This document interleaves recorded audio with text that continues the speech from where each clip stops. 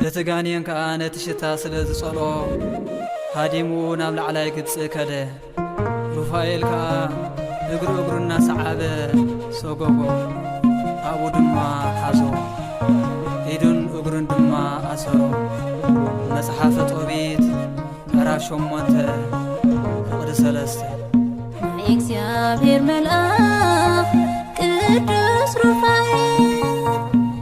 እሞን ተበቓይ በዓል ሰይፍ ነበልባል ኣብ ትሕቲ ኣኽናፉ ቀሲነ ከትለን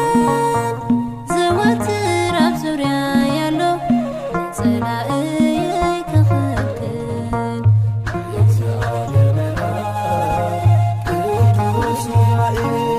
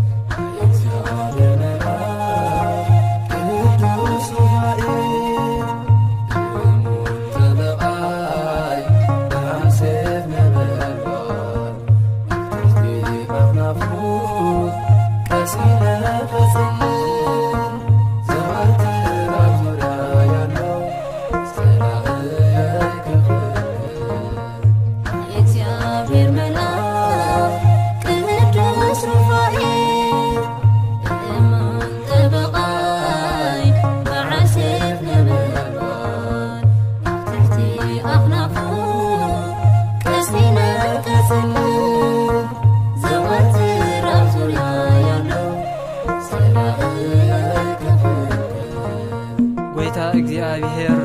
ንዓኻ ክሕውየካን ንሳራ ሰበይቲ ወድኻ ድማ ካብ ዝነበራ ማእሰርቲ ክፈትሓ ልኣኸኒ ኣነ ካብቶም ጸሎት ቅዱሳን ዝዕርጉን ኣብ ቅድሚ እግዚኣብሔር ከገልግሉ ደው ዝብሉን 7 ቅዱሳን መላእኽቲ ሓደ ዝኾንኩ ሩፋኤል መልአኽ ድማ በሎ መጽሓፈ ጦቢት ምዕራፍ 12 ካብ ፍቕሪ 14 ክሳብ 15